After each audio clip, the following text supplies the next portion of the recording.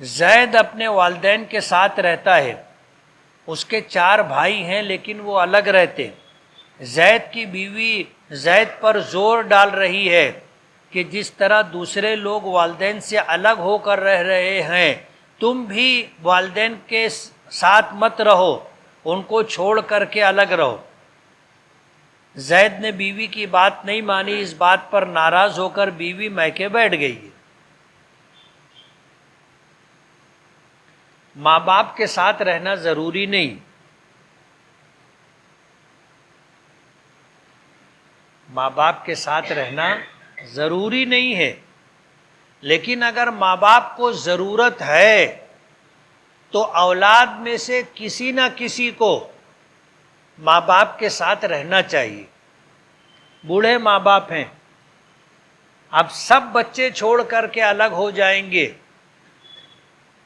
تو بوڑھے ماں باپ کیا کریں گے؟ ٹھیک ہے، آپ کھانا لا کر کے پکا کر کے دے دو گے، کھانے کی ضرورت پوری ہو جائے گی، سال میں 2-5 جوڑے آپ بنا دو گے، کپڑے کی ضرورت پوری ہو جائے گی۔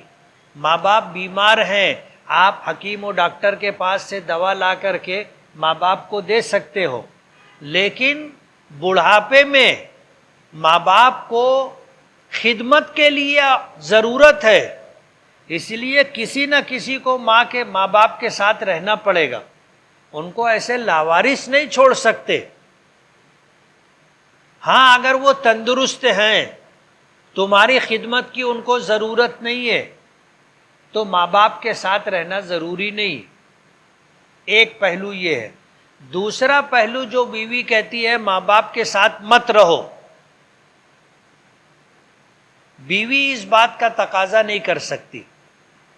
بیوی اس بات کا تقاضا کر سکتی ہے کہ اس کی رہائش کے لیے ایسی جگہ ہو جہاں وہ آزادی کے ساتھ اٹھ بیٹھ سکے، لیٹ سکے، سو سکے، یعنی اس کو ایک کمرہ دینا ضروری ہے۔ بیوی کو شوہر کی طرف سے ایسی رہائش اور کمرہ دینا ضروری ہے جہاں وہ آزادی کے ساتھ اپنے دن اور رات گزار سکے، وہاں کسی کا عمل دخل نہ ہو۔ بیوی اس بات کا مطالبہ کر سکتی ہے۔ اب اگر وہ اس کو ایسی رہائش کے لیے کمرہ دے دیا گیا ہے، اب وہ یہ تقاضا نہیں کر سکتی کہ ماں باپ کو چھوڑ کر کے چلو کہیں اور رہیں گے، غلط بات۔ ہندو لوگ مسلمانوں کو پکڑ کر جے شری رام کے نعرے لگواتے ہیں، تو کیا اس طرح کا نعرہ لگانے سے ایمان باقی رہے گا؟ مفتیان کرام کا فتویٰ ہے کہ جے شری رام کا نعرہ اگر کسی نے لگایا تو ایمان سے خارج ہو جائے گا، اسلام اس کی اجازت نہیں دیتا۔ لیکن اگر کوئی شخص مجبور ہے، جیسے اس میں لکھا ہے کہ کسی مسلمان کو ہندوؤں کی بھیڑ نے گھیر لیا، پکڑ لیا اور اس کو نعرہ لگانے پر مجبور کر رہے ہیں، اگر وہ نعرہ نہیں لگائے گا تو اسے مار ڈالیں گے، اگر نعرہ نہیں لگائے گا تو اسے اتنا ماریں گے کہ اس کا سر پھٹ جائے یا ہاتھ پیر ٹوٹ جائیں۔ اس طرح اگر اس کو مجبور کیا گیا تو وہ دل میں ایمان کو باقی رکھتے ہوئے اگر زبان سے اس طرح کا نعرہ لگائے تو اس کا وہ ایمان سے خارج نہیں ہوگا۔ شادی کیا دیکھ کر کرنی چاہیے؟ دینداری دیکھنا چاہیے، خوبصورتی، خاندان یا مال و دولت؟ نبی کریم صلی اللہ علیہ وسلم اللہ کے نبی و رسول ہے، اور اللہ تعالیٰ ما کان ما یکونو کا علم رکھتا ہے۔ جب سے دنیا بنی ہے اس سے پہلے سے آج تک، اور آج کے بعد قیامت اور قیامت کے بعد تک، یعنی ازل سے لے کے ابد تک کا علم اللہ پاک کو ہے۔ اور اللہ تعالیٰ نے اپنے محبوب جناب رسول اللہ صلی اللہ علیہ وسلم کو جو علم عطا کیا ہے وہ اپنی طرف سے دیا ہے۔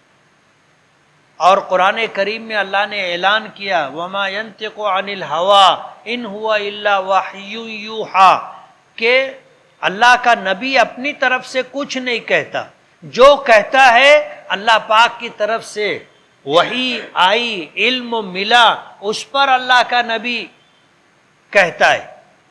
حضور پاک صلی اللہ علیہ وسلم نے فرمایا تنکح المرأۃ لاربع، لمالها ولجمالها ولحسبها ولدینها فاظفر بذات الدین۔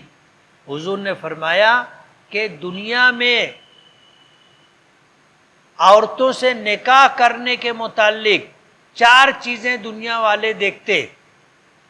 لمالها، کچھ لوگ ایسے ہوتے ہیں جو لڑکی کے میکے کی مالداری دیکھ کر نکاح کرتے،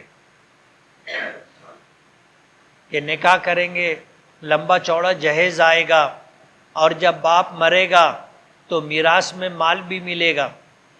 تو کچھ لوگ مالداری دیکھ کر نکاح کرتے، کچھ لوگ ہونے والی بیوی کی خوبصورتی دیکھ کر نکاح کرتے، کچھ لوگ خاندان دیکھ کے نکاح کرتے، کچھ لوگ دینداری دیکھ کر نکاح کرتے۔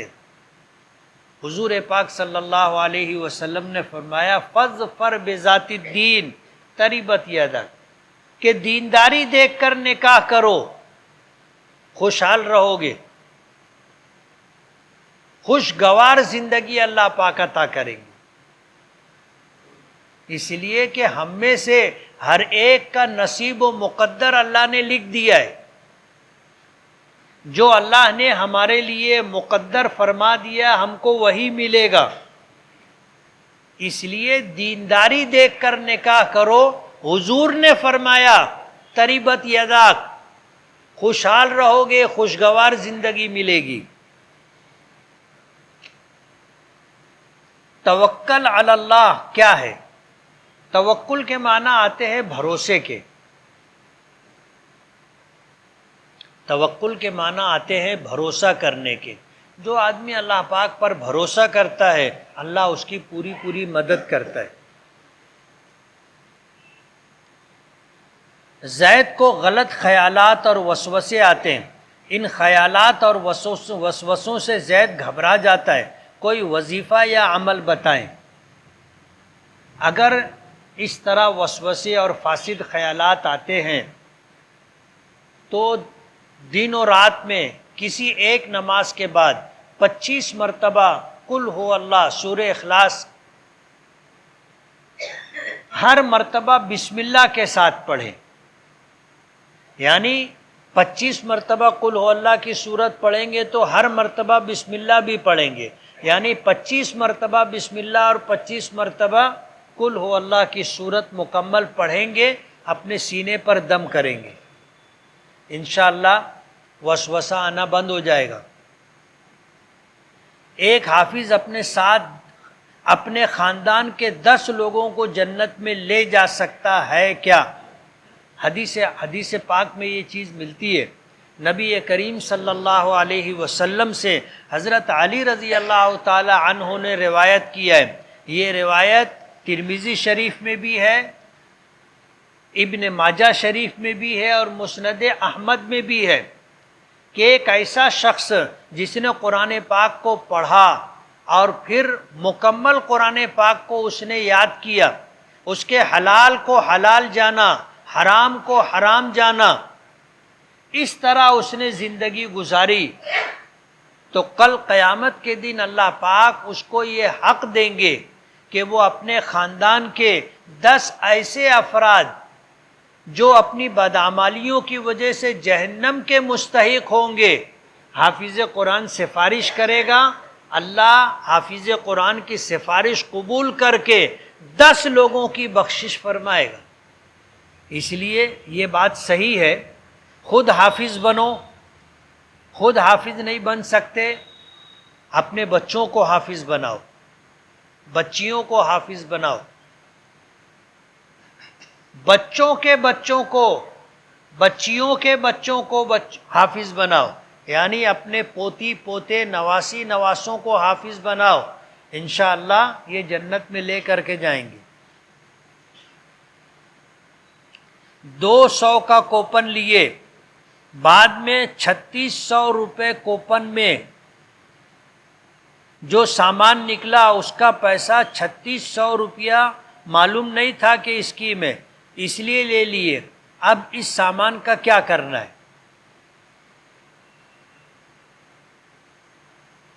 سوال سمجھ نہیں سکا. 200 کا کوپن لیے،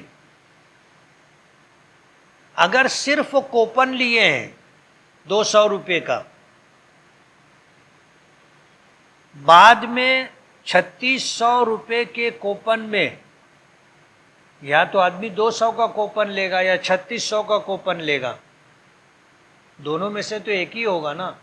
اگر 200 کا کوپن لیا ہے اور 3600 روپے کا سامان دیا جا رہا ہے تو سوال یہ بنتا ہے کہ 3600 روپے کا سامان لے سکتے ہیں کیا؟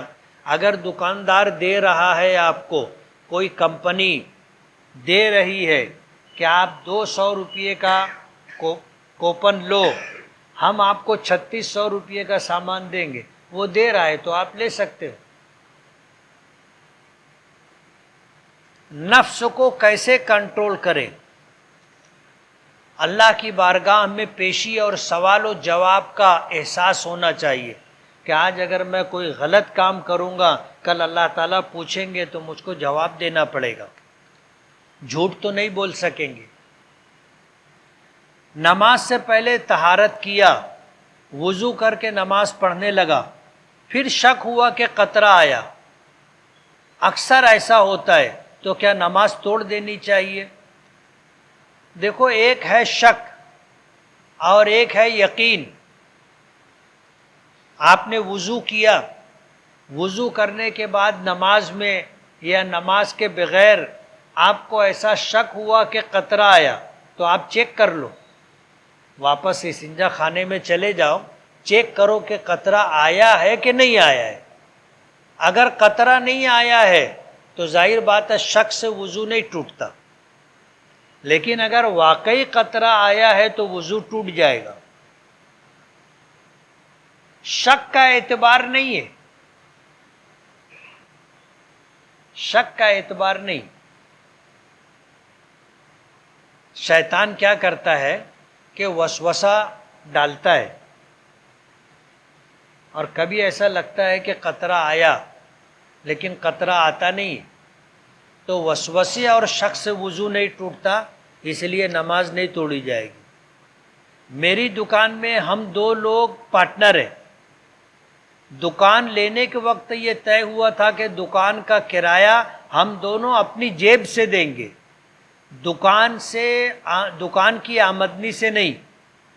اب دکان کا کرایہ دکان سے ہی میں دیتا ہوں، جبکہ میرا پارٹنر اپنے پاس سے دیتا ہے. کیا یہ درست ہے؟ درست نہیں ہے. آپ نے جب یہ معاہدہ کیا تھا کہ بھائی دکان کا جو کرایہ ہے دونوں مل کے دیں گے اور اپنے پاس سے دیں گے، دکان کی آمدنی سے نہیں دیں گے، تو اگر آپ اس طرح کرتے ہو تو صحیح ہے، لیکن آپ کا پارٹنر اپنی جیب سے آدھا کرایہ دیتا ہے اور آدھا کرایہ آپ اپنی جیب سے نہ دیتے ہوئے دکان کی آمدنی سے دے رہے ہو تو یہ جائز نہیں، آپ خیانت کر رہے ہو. حضور اکرم صلی اللہ علیہ وسلم کی تاریخ ولادت اور تاریخ وفات کے بارے میں مستند قول کیا ہے؟ حضور پاک صلی اللہ علیہ وسلم کی تاریخ ولادت میں اختلاف ہے اور کئی قول ہیں. مشہور قول 12 ربیع الاول بروز پیر کا ہے. 12 ربیع الاول بروز پیر یہ مشہور قول ہے. دوسرا قول آتا ہے کہ 9 ربیع الاول آپ کی تاریخ ولادت ہے. جو لوگ تاریخ داں ہیں انہوں نے جب اس طرح پیچھے جا کر کے کہ آج سے ہم پیچھے جاتے جاتے جاتے جاتے 1447 سے وہاں تک گئے تو پیر کا دن 9 ربیع الاول کو پڑتا ہے. اس پر سب کا اتفاق ہے کہ آپ کی پیدائش پیر کے دن ہوئی تھی، اس پر سب کا اتفاق ہے. اس میں اختلاف نہیں. اب پیر کے دن کیا تاریخ تھی اس میں اختلاف ہے. کچھ تاریخ داں کہتے ہیں کہ 12 ربیع الاول، کچھ تاریخ داں کہتے ہیں کہ 9 ربیع الاول، کچھ لوگ اس کے علاوہ بھی کہتے.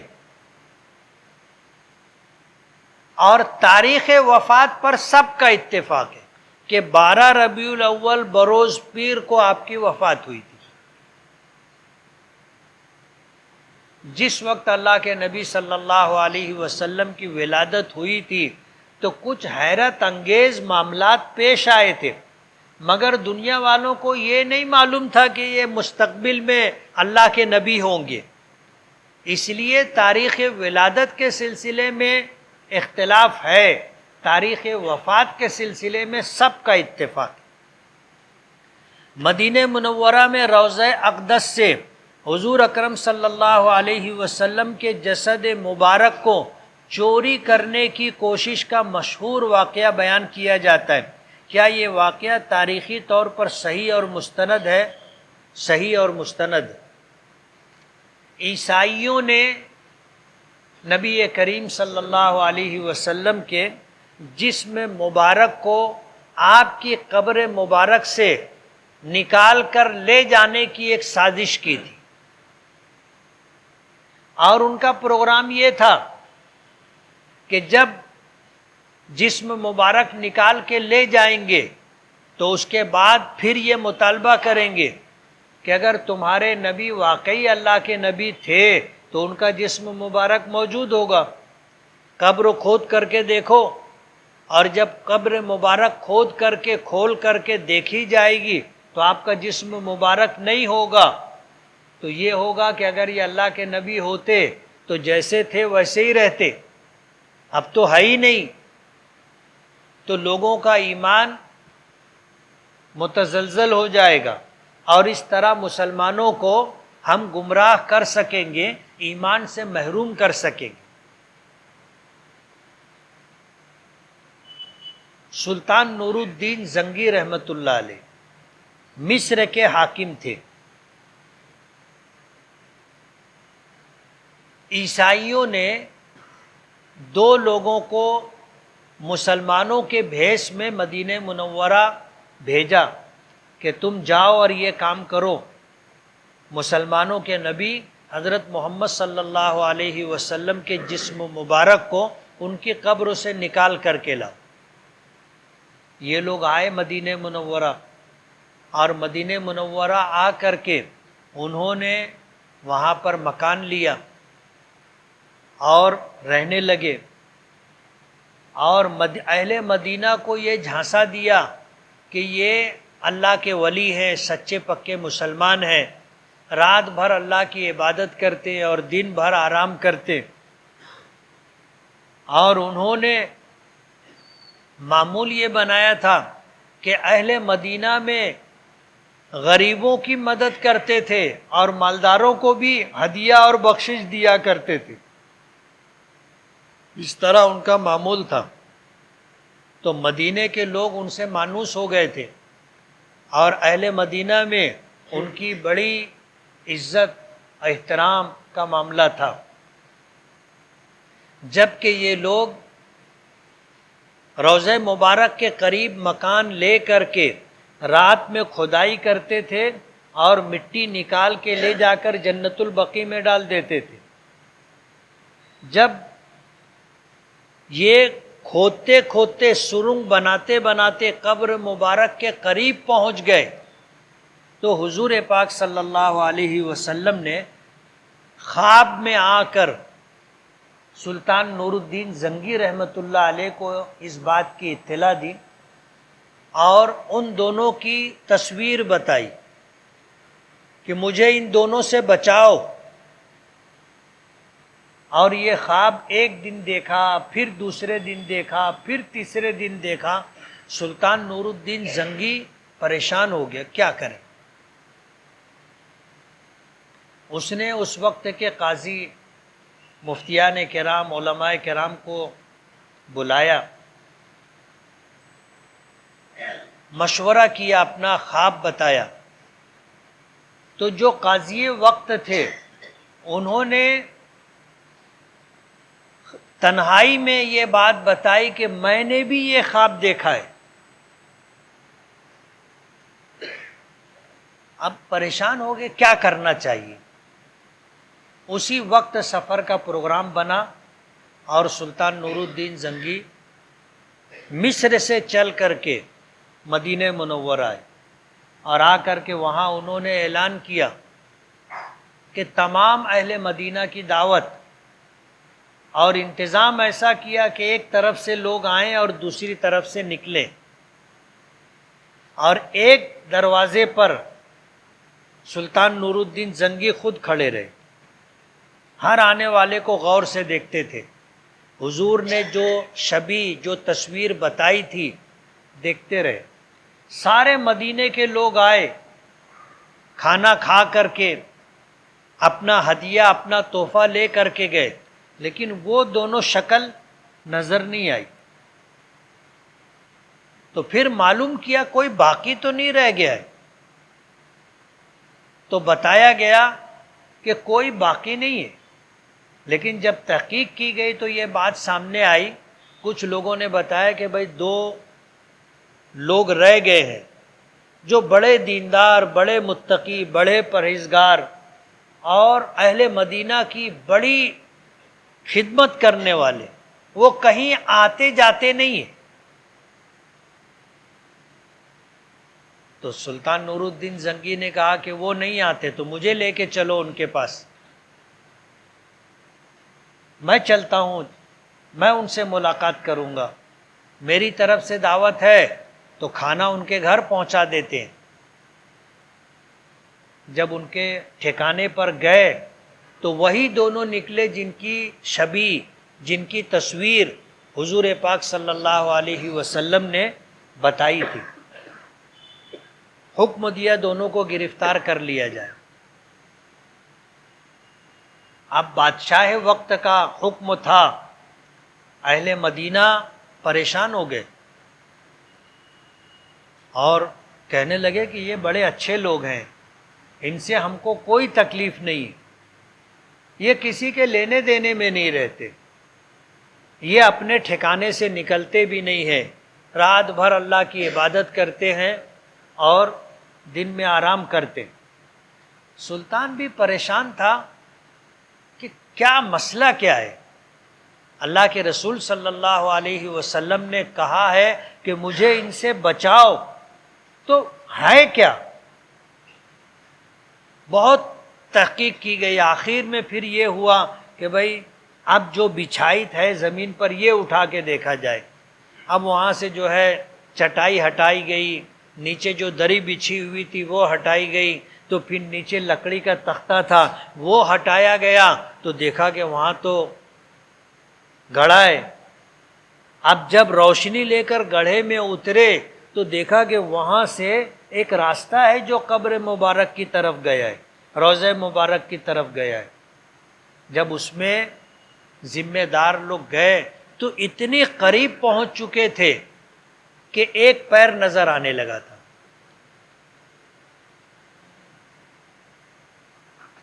ایک پیر نظر آنے لگا تھا. اب علماء کو اتارا گیا کہ بھئی دیکھو یہ قدم کس کا ہے. انہوں نے دیکھا اور دیکھنے کے بعد بتایا کہ یہ حضرت عمر رضی اللہ تعالی عنہ کا قدم ہے. یعنی جس طرف سے وہ لوگ سرنگ بنا کر کے قبر مبارک، روضہ مبارک تک پہنچ رہے تھے،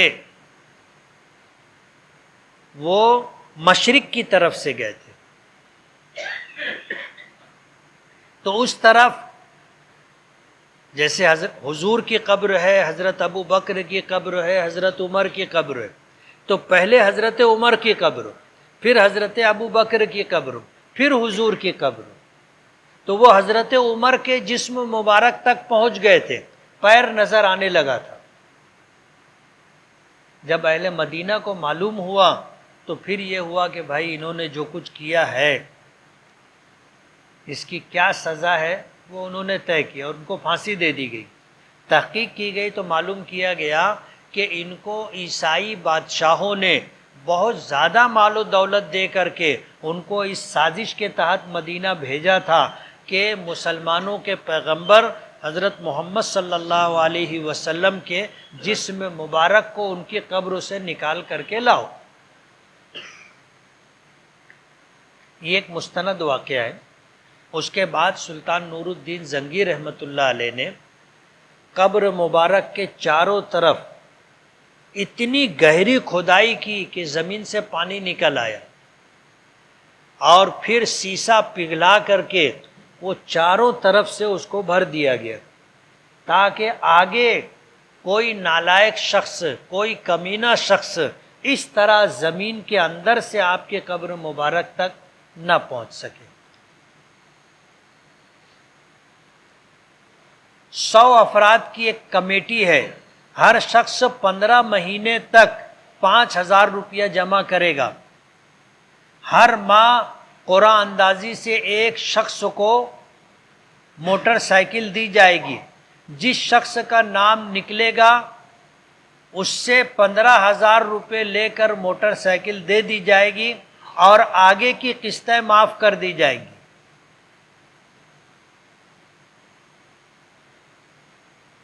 باقی 85 افراد کو موٹر سائیکل نہیں ملے گی،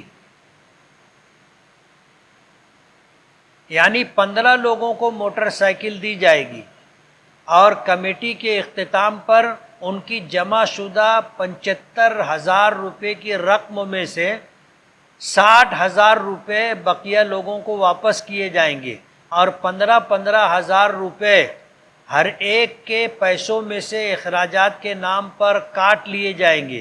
کیا یہ طریقہ کمیٹی شرعاً جائز ہے؟ جائز نہیں ہے۔ جن کا جتنا پیسہ ہے، 75,000 روپیہ انہوں نے دیا، آپ 75 پورا واپس کرو۔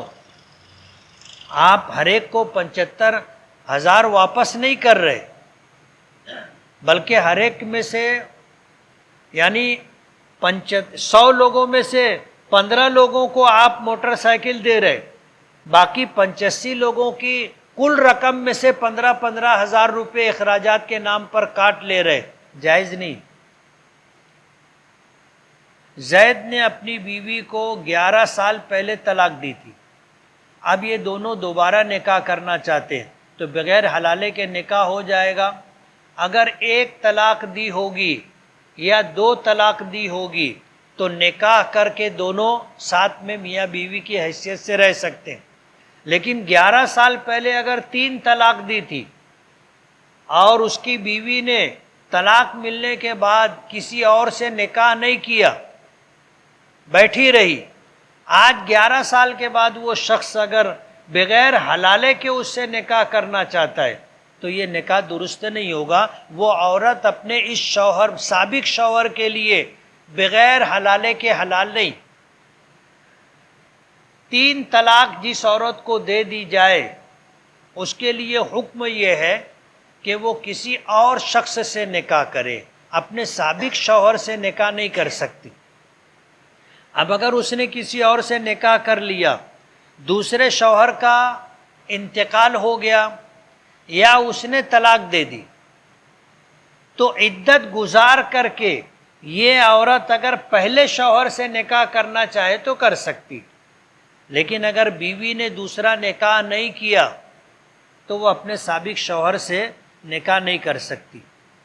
بیوی اپنے شوہر کی اجازت کے بغیر کہیں بھی چلی جاتی ہے، میکے چلی جاتی، بہن بھائیوں کے گھر چلی جاتی، بازار چلی جاتی، بچوں کو اسکول پہنچانے اور لانے چلی جاتی، تو کیا اس سے نکاح ٹوٹ جائے گا؟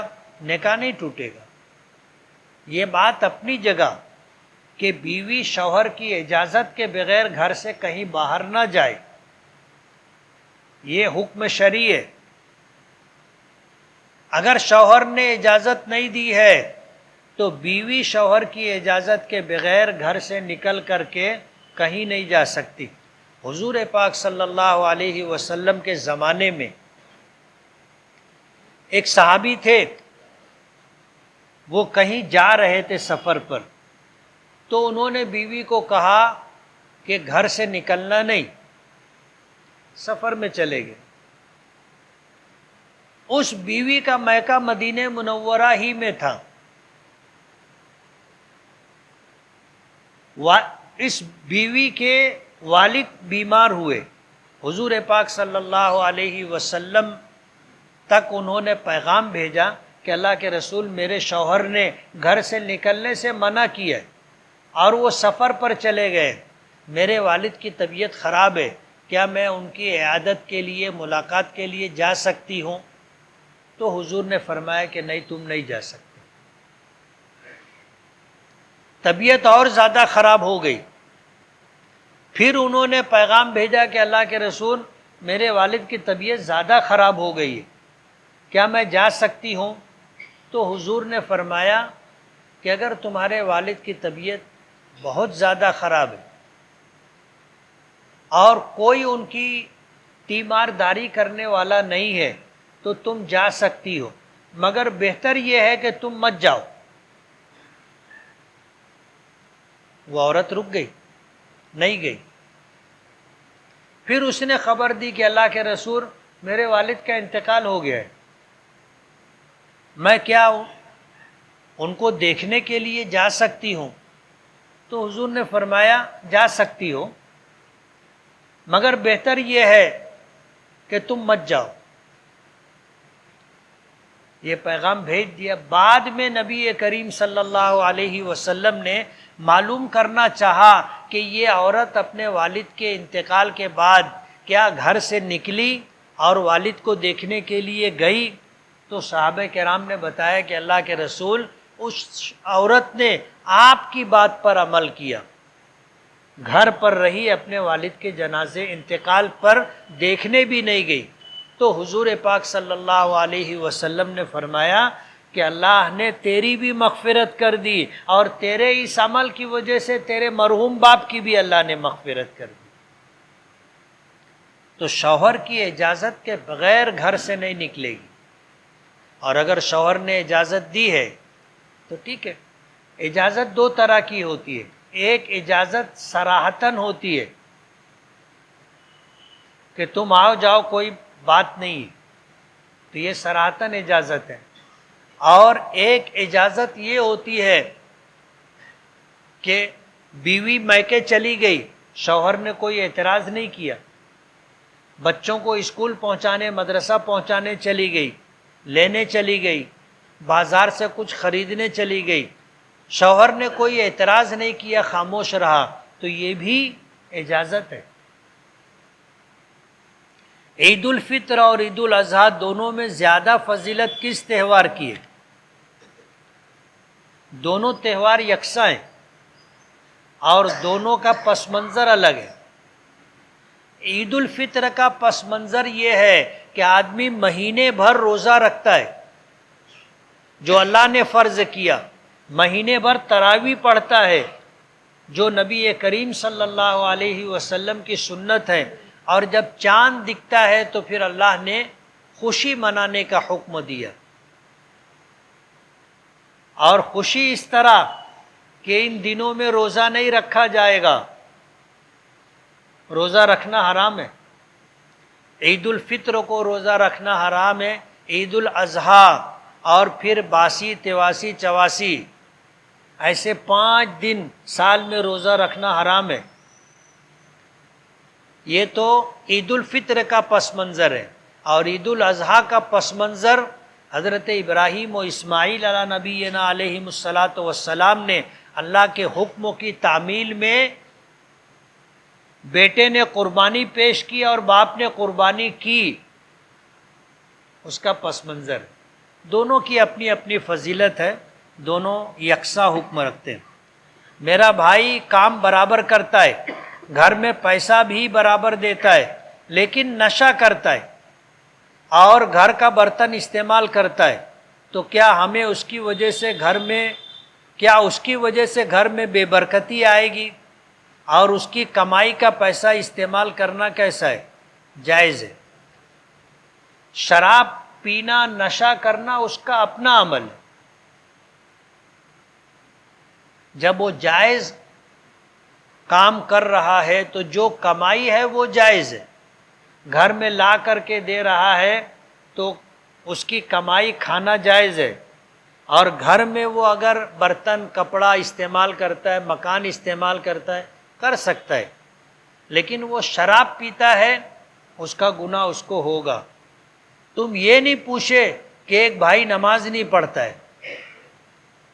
ہم 4 بھائی ہیں، ایک بھائی ایسا ہے کام برابر کرتا ہے، خرچہ برابر دیتا ہے، لیکن نماز نہیں پڑھتا، تو اس کے ساتھ رہنے سے یا اس کے گھر میں رہنے سے بے برکتی آئے گی یا نہیں، یہ پوچھنا تھا۔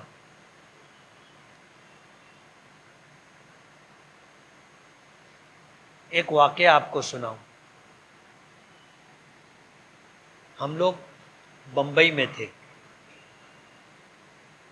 ہمارے کچھ ساتھی تھے، وہ کونسلیٹ میں کام کرتے تھے،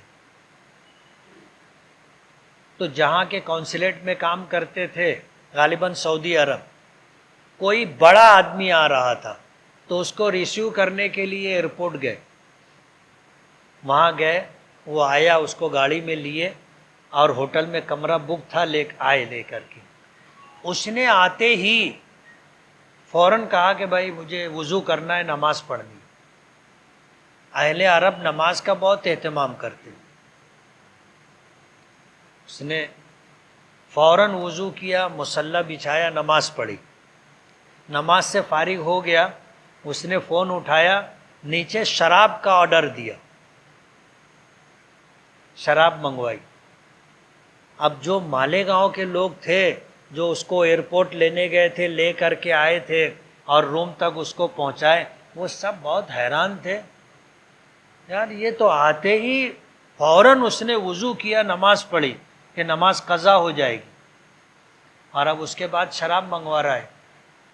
جب شراب آئی تو انہوں نے کہا کہ ایک بات پوچھنی تھی۔ بولے پوچھو۔ بولے آپ نے آتے ہی نماز پڑھی اور نماز پڑھنے کے بعد آپ نے شراب منگوا لی، تو اس نے کہا کہ کہنا کیا چاہتے ہو؟ تو بولے شراب پینا حرام ہے۔ تو اس نے کہا کہ میں شراب پی رہا ہوں، گنہگار ہوں، مجھ سے بڑے گنہگار تم لوگ ہو کہ تم لوگوں نے نماز نہیں پڑھی۔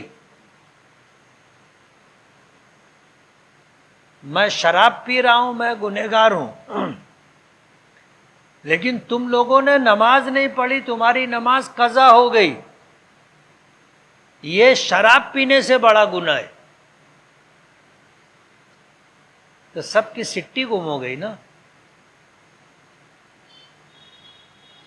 تو سوال یہ کرنا تھا کہ ایک بھائی کماتا ہے، نماز نہیں پڑھتا، تو اس کی وجہ سے گھر میں بے برکتی آئے گی کہ نہیں آئے گی؟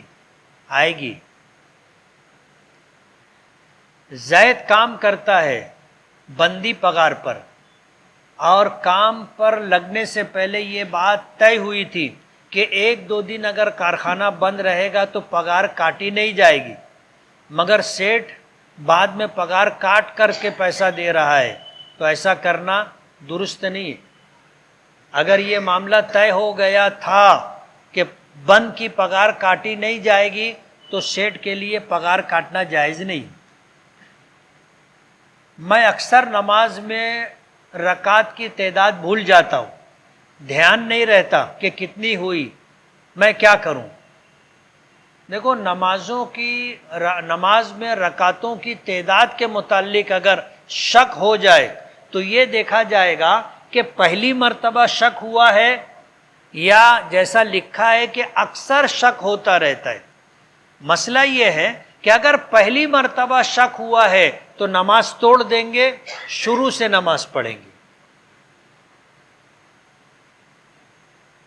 پہلی مرتبہ اگر شک ہوا ہے اور جیسا لکھا ہے کہ اکثر شک ہوتا رہتا ہے، تو پھر بات 2 حال سے خالی نہیں ہوگی۔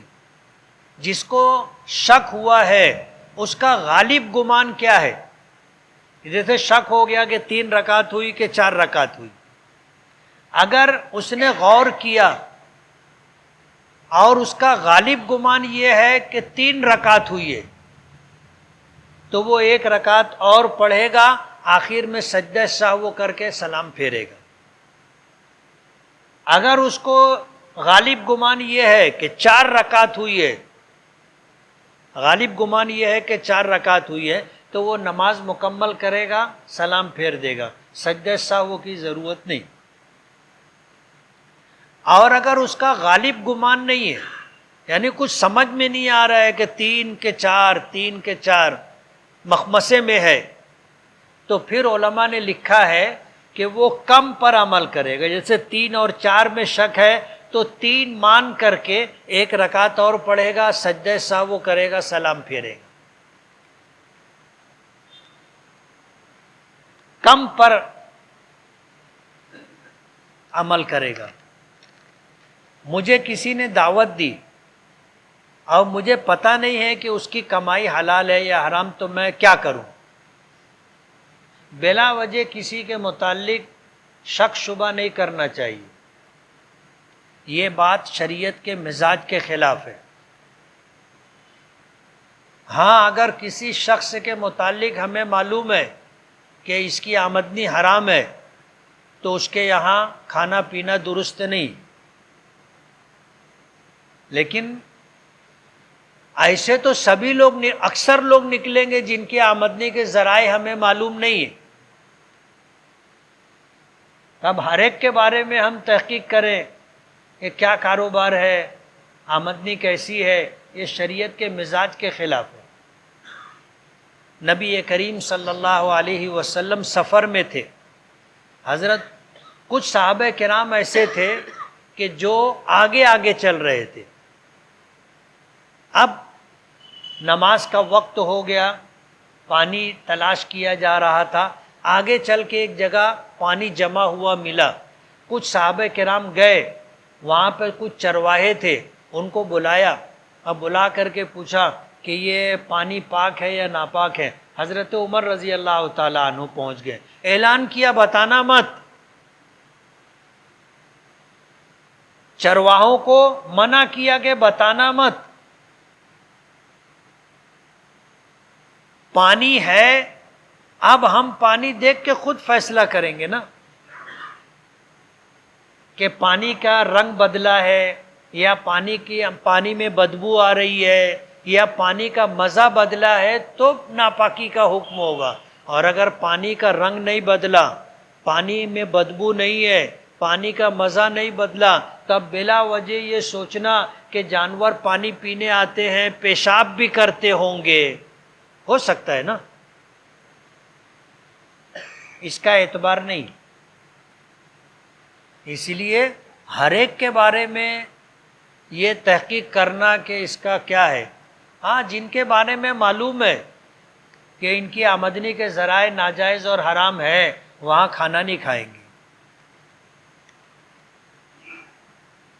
2012 میں والدین نے اپنی ملکیت میں سے کچھ رقم اپنی بیٹیوں کو حصہ کہہ کے دے دیا تھا، اب والدین بوڑھے ہو چکے ہیں، ایسی حالت میں بیٹیوں سے آپ دی ہوئی رقم واپس مانگ سکتے ہیں کیا؟ نہیں مانگ سکتے۔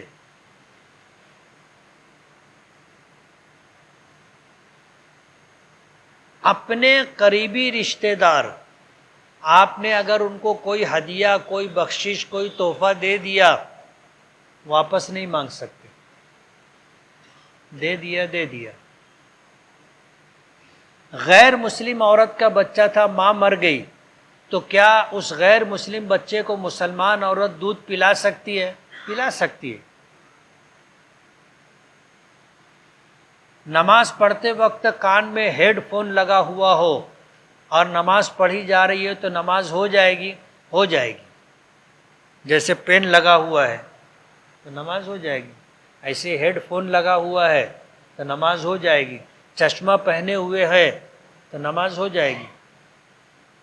اگر کوئی مسافر امامت کر رہا ہو اور 4 رکعت والی نماز میں 2 رکعت پوری کر کے سلام پھیر دے اور پھر یہ کہے کہ میں مسافر ہوں، جو لوگ مقیم ہیں وہ اپنی نماز مکمل کر لیں، تو کیا مقیمین جب 2 رکعت پر امام نے قاعدہ کیا تھا تو اتحیات پوری کر کے خاموش رہیں گے یا درود ابراہیمی اور دعائے معصورہ بھی پڑھیں گے؟ جو لوگ مقیم ہیں یہ قاعدہ ان کا قاعدہ اخیرہ نہیں ہے، بلکہ 2 رکعت کے بعد قاعدہ ہے، یہ قاعدہ اولا ہے۔ ان کو 2 رکعت اور پڑھنی ہے، تب جا کے ان کی نماز مکمل ہوگی اور آخری قاعدہ کریں گے۔ تو امام کے پیچھے جب مسافر امام نے، ظاہر بات ہے اتحیات کے بعد امام درود شریف بھی پڑھے گا اور دعائے معصورہ بھی پڑھے گا، اس کے پیچھے جو مقیمین ہیں وہ قاعدہ اولا، ان کے لیے قاعدہ اولا ہے، وہ درود شریف اور دعائے معصورہ نہیں پڑھیں گے، خاموش رہیں گے۔ یہ ہے مسئلہ۔ لیکن اگر پڑھ لیے تو ان کے اوپر سجدہ سہو واجب نہیں ہوگا۔ بسم اللہ الرحمن